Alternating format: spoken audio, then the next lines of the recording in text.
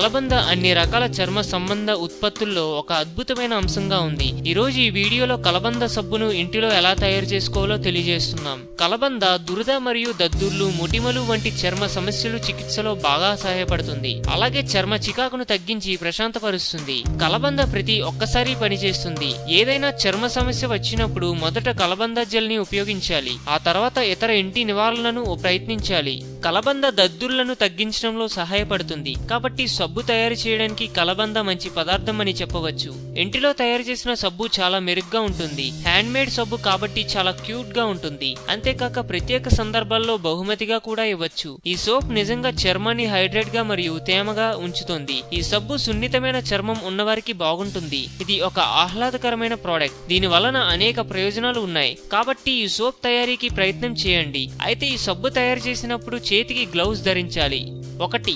ఒక కుండలో నీటిని మరిగించాలి. ఆ నీటిలో కొన్ని స్పూన్ల కాస్టిక్ సోడా చెక్క స్పూన్ సాయంతో కలపాలి. 2. కలబంద ఆకుల నుండి గుజ్జును బయటకు తీయాలి. ఈ మిశ్రమంలో బాదం నూనె, కొబ్బరి నూనె మరియు ఆముదము వంటి నూనెలతో ఏదైనా ఒకదాన్ని కలపాలి. ఇది సబ్బుకు తేమను ఇస్తుంది. ఈ సబ్బును ఉపయోగించినప్పుడు చర్మం పొడిగా మారదు. 4.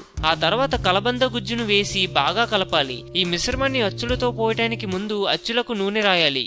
5. మంచి వాసన కోసం ఏదైనా ఎసెన్షియల్ ఆయిల్ కలపాలి. మీకు లావెండర్ వాసన ఇష్టమైతే 3 చుక్కలు వేస్తే సరిపోతుంది.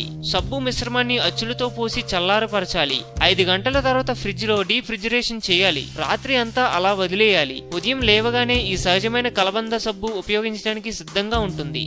అందం, అభినయం, ఆరోగ్యం. సో మేము పెట్టే అప్డేట్స్ ని ఫాలో అవుతూ రోజు మీ అందాన్ని కాపాడుకోండి. మీకేమైనా టిప్స్ తెలిసే కామెంట్లో పోస్ట్ చేయండి. చివరిగా సబ్స్క్రైబ్ చేయడం మాత్రం మర్చిపోకండి.